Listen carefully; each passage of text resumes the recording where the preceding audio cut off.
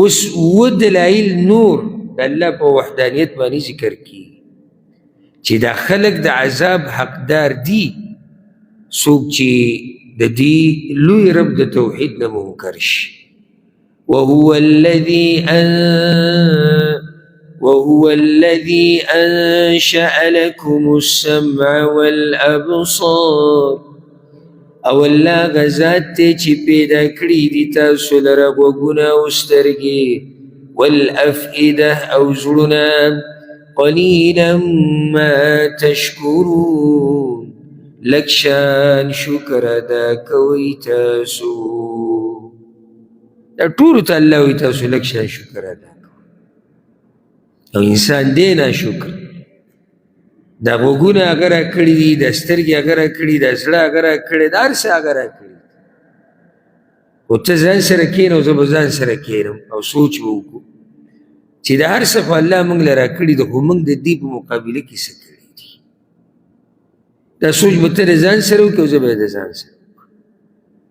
وهو الذي ذرأكم في الأرض او الله غزات ته چې پیدا کړي یې تاسو په ځمکه کې وإلیه تحشرون او خاص هغه ته به ورجمع کېږئ.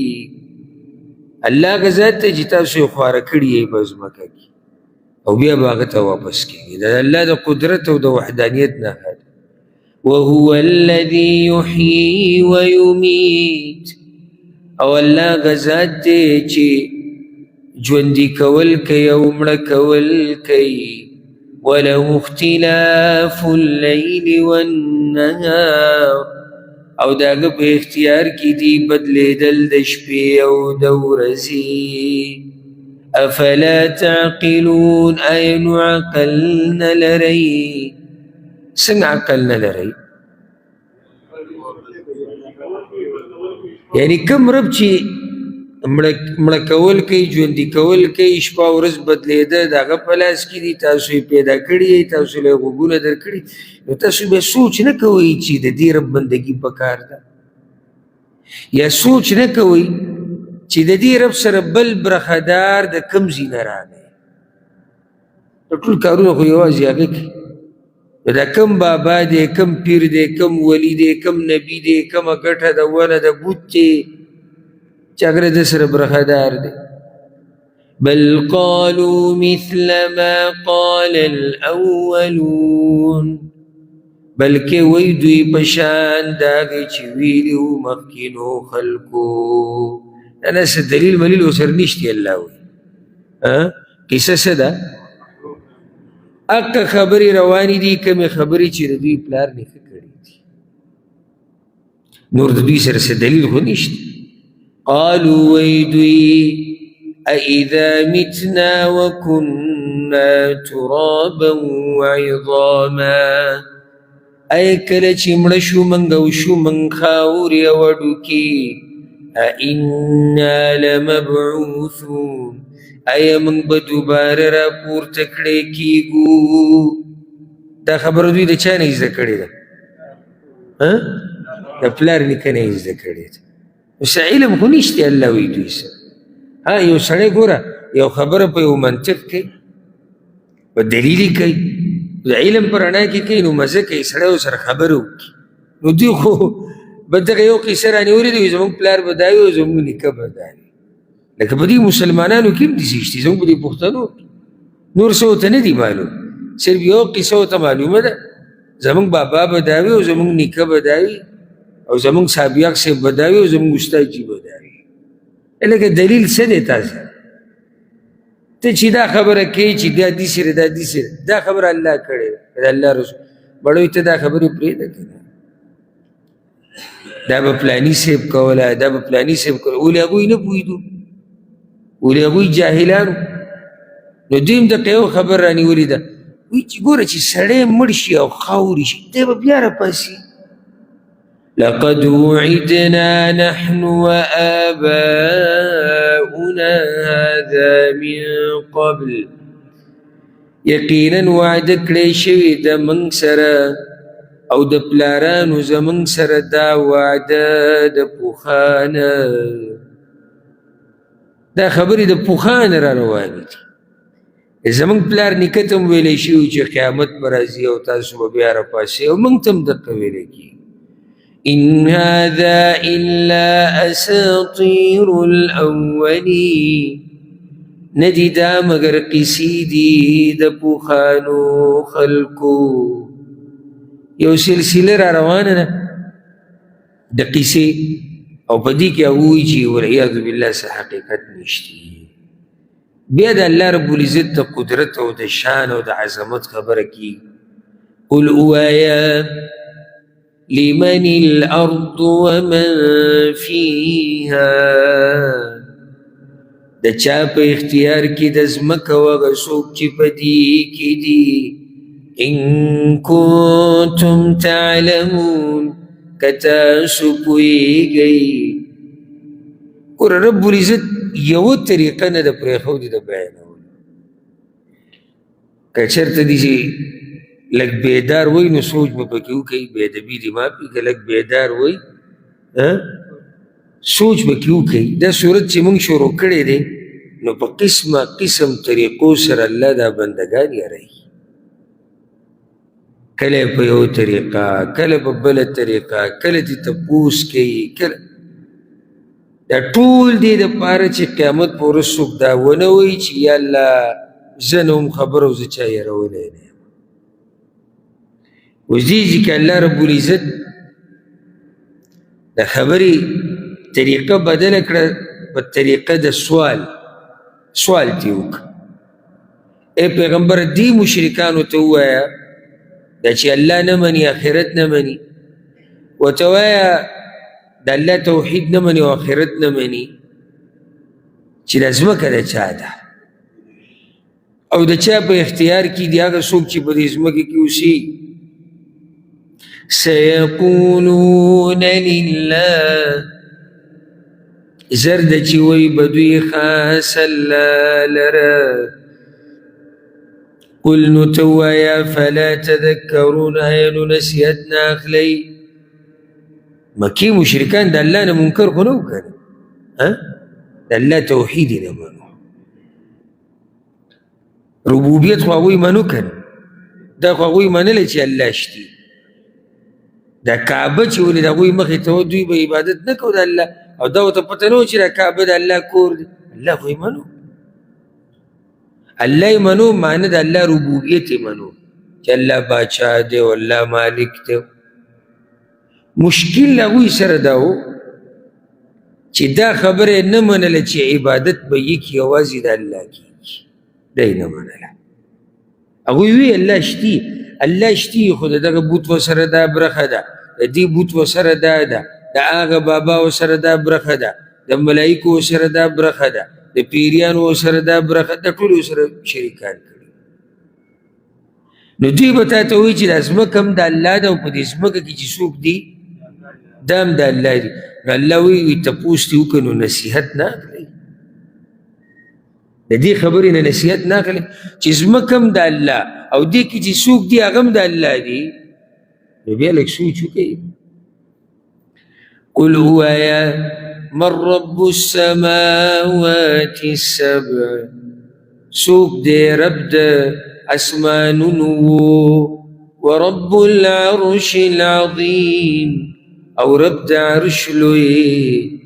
سیقولون لله زرد چې وی بدوی الله.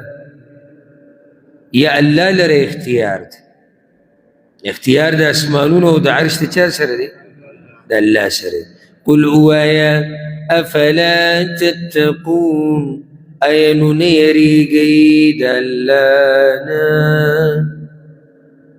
چې د دومره هر څه منئ نو بیا د الله نه نه یریږئ. قل اوایا من بیده ملکوت کل شیء د چا په لاس کې د باچاهي د هر شي. اوس دا تپوس دوی نه وکړه چې د چا په لاس کې د باچاهي د هر شي. وهو یجیر ولا یجار علیه او هغه پناهي ورکوي او پناهي نشي ورکړی کېدی په خلاف د هغه کې ان کنتم تعلمون که تاسو پوهیږئ هغه څوک دی چې د هغه سره باچایي د هر شي ده او هغه پناهي ورکوي او د هغه په مقابله کې څوک پناهي نشي ورکولی یعنی الله رب العزت تا ساتي د هر سره د دشمن نه د مرض نه د هر څه نه تعالی هغه پناهي درکولی شي خو که دغه رب تا رانیسي نو څوک نشتی چې د هغه په مقابله کې تعالی پناهي درکړي الله خو تا ساتي د هر څه وهو یجیر د هر شر نه دې بچ کوي د هر مصیبت نه دې بچ کوي څه چې تعالی نقصان درکوي د هغې نه دې ساتلی شي خو ګورې دې مخلوق کې څوک نشتي چې د الله مقابله کې تعالی پناهي درکړي رسول صلی الله علیه وسلم په مکی دور کې ویلو که نه خپلې لور ته آواز کړی و فاطمې ته وی ای فاطمې ای د محمد لور صلی الله علیه وسلم د الله د عذاب نه ځان خلاص کا او ځان بچ کا او زمانه چې څه غواړي د دنیا کې او څومره مال غواړي هغه رانه وغواړه خو په آخرت کې بیا زه ستا په کار نه راځم یعنی ستا په کار نه راځم که الله فیصله وکړه او ما له اجازت رانه کړو د سفارش او نه یې قبلو نو زه به څه وکړم نو ځکه یې ورته ویلي زما نه چې خپل ترونو ته یې اواز وکړو تروریانو ته یې اواز وکړو وی دنیا کې چې رانه څه غواړئ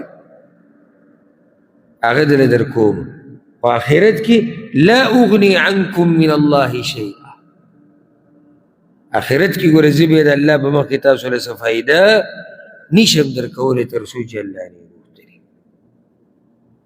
نو د الله په مقابله کې موږ له څوک فایده نشي راکولی داسې څوک نشته چې هغه تا بچ کړي نو دې کې اشاره دې ته ده چې دا بوتان دا چې مشرکان ورته پراته دي ورې دوی به دوی له پناهي ورکړي د قیامت په ورځ بچ به یې کړي د جهنم نه نو ځکه ګوره څه ورته وایي سيقولون لله زرد چې وی بدوی الله لرا قل نو وایه فأنا تسحرون نو څنګه اړولی کېږئ تاسو د حق نه الله اکبر دې کې اوس لږه سختي وکړه هغه نورو کې افلا تتقون تاسو یېرېږئ نه افلا تذکرون تاسو نصیحت نه اخلئ دلته وایي نو تاسو بیا څنګه د حق نه اوړئ چې دا منئ چې دا باچایي د الله ده د عرش مالک چې دی هغه الله دی د الله په مقابل کې څوک تاسو له پناه نشي درکولی نو بیا هم د دې حق نه اوړئ بیا هم چې دی تاسو اخوا دیخوا کوئ بل اتیناهم بالحق بلکې راوړی دی موږ دوی ته حق وانهم لکاذبون او یقینا دوی خامخا دروغجن دي ما اتخذ الله من ولد ندینی ولی الله اس بچه دوی په هغه عقیده باندې رد کی ندینی ولی الله اس بچه وما كان معه من اله او نشتی دا غسر سوک معبود اذا لذهب كل اله کوینو بدغ وقت بخامخا بوتلوی هر معبود بما خلق هغه سچی پیدا کړی دی ولا على بعضهم على بعض او خامخا زور ورشوی بوی باز د دوی په بازو باندې که چېرته د الله سره بل معبود وی نو څه چل به شی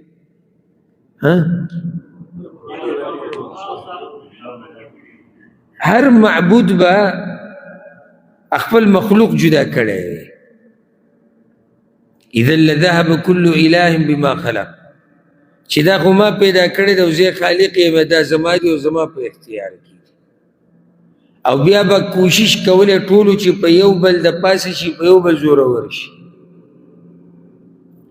نو چې دا نظام داسې غلی روان دی، خالق یو دی، نه څوک په هغه زورور کیدی شي، نه څوک د هغه سره مقابله کوي، نه څوک د هغه نه بادشاهي اخلي. دلیل دی په دې باندې چې د الله سره بل معبود نشته. ځکه وی سبحان الله عما یصفون، پاک دی الله د هغه څه نه چې دوی بیانوي. عالم الغیب والشهاده، پوهه دی په پټ او په ښکاره باندې. فتعالى عما یشرکون، نو اوچت دی د هغې نه چې دوی ورسره برخداران جوړوي.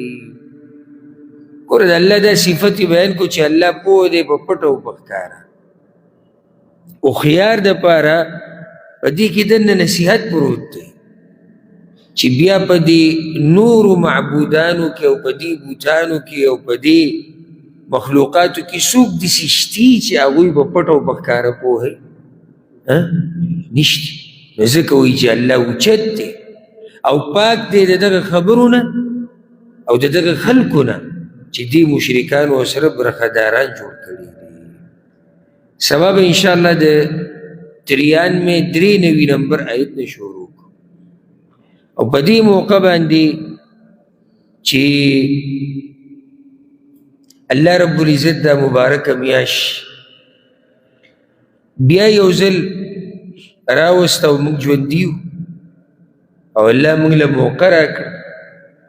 نو نصیحت زما تاسو ته دا دی چې حتی الوسع کوشش وکړئ چې الله پکې راضي کړي. حتی الوسع کوشش وکړئ چې الله ته نږدې شئ، جنت وګټئ او د جهنم نه آزاد شئ. او هیڅ خبره نه ده 11 میاشتې دومره منډې والی شوي دي د دنیا دپاره چې تپوس یې مه کوه. پیزار سولیدلي دي، خوبونه خراب شوي دي، څه نه دي شوي د دنیا دپاره. که دا میاشت موږ لږ داسې هم نه دي ویلي چې سهار نه د نور د سهار د راختو نه د بل سهار راختو پورې دغه ته نه وایو. که څوک ګیرېدلی چې دا خو قصه ګرانه شو، خیر د لږ ډېر محنت کوه، کوشش وکړه کیدی شي دا رمضان زموږ د ژوند اخرنی رمضان، کیدی شي بیا رمضان راشي او موږ نه، او کیدی شي چې موږ د اخرې ته ونه رسو. نو دا موقع ده چې الله پکې راضي کوي، موقع ده د نیکیانو د ګټلو، د عبادتونو د کولو، تهجد، تراویح، صدقات، تلاوتونه، جړاګانې، دعاګانې، منځونه، روجماتې نورو خلکو له ورکول، صدقې، د ګاونډي تپوس، د غریب تپوس، د ټول هغه موسم دی. اوس کم عبادت کول غواړي هغه موسم دی، کم عبادت کول غواړي. او بیا یعنې زه خو وایم خوش قسمته دی هغه څوک. او زه خپل ځاني الله ته سوال کوم، زه یم یا الله توفیق راکړه ان اشکر نعمتک التي انعمت علی، چې زه د دې نعمت شکر ادا کړم دا کوم چې تا په ما باندې کړی دی. قرآن بیانول، د روجې په خوله یا قرآن اورېده د روجې په خوله، او د الله په جومات کې ناسته، څوک بازارونو کې ګرځي را ګرځي، څوک خپلې مزدوریانې کوي، څوک دغه لا بیا هم ښه دی خپله مزدورۍ کې لګیا دی، خو هغه چې په بازارونو کې پالتو کته ځي بره ځي، څوک غیبتونه کوي، څوک اوده دي، اوس هم اوده دي، اوس هم اوده پراته دي. باغ ته چې لږ ټیم پاتې شي دی به راپاڅي او برید به تاوی را تاوی. پښتانه به وایي منې، پښتانه روجې نه دي، روجې نه پرېږدي. دا روجې به د چا پلار پرېږدي، او سات روجه څوک بریدي دا هم روجه ده بعض پکې فیسبوک یې ګوري ټیک ټاک یې ګوري والعیاذ بالله وایي کې چې څه مخې لره او یو سړی ناستي د الله په کور کې د روجې په خوله او د الله کلام اوري او یې بیانوي څومره لوی خوش قسمتي ده څومره لوی خوش قسمتي دې ځای نه وځه او لږ اخوا دېخوا شه بس ځان وویلی شي دا وما یلقاها الا ذو حظ عظیم دا چې د لویې برخې خاوني که نه د هغه په نصیب باندې دا رسي نو بیا پته نه لګي چې زموږ په ژوند کې به وي او که نه به که تا ته پته یو کال صبر کوې نو تا ته بیا موږ څه نشو ویلی او زه بخښنه غواړم د خپلې خبرې ځکه چې تا ته پته ده چې زه روان کال له یم نو که دغه پته راته نه وي نو دا اخرنی رمضان وګڼه او ښه کوشش پکې وکړه ښه محنت پکې وکړه او کوشش دا وکړه چې په الله باندې ځان د جهنم نه خلاص کړي الله رب العزت دې موږ له توفیق راکړي په دې مبارکه میاشت کې د عبادت کولو الله رب العزت دې موږ په دې میاشت کې د اور نه آزاد کړي الله دې پکې موږ د اور نه آزاد کړي او زمونږ مور او پلار او مشران او کشران دې الله د اور نه آزاد الله دې موږ له توفیق راکړي چې دا دوره سرته ورسو الله دې زمونږ په دې بدنونو کې برکت واچي او الله دې خصوصا ما له طاقت راکړي د بیانولو چې زه د قرآن بیان کم او د آخري د رمضان پورې موږ دا دوره ورسو هذا والله أعلم وصلى الله وسلم على نبينا محمد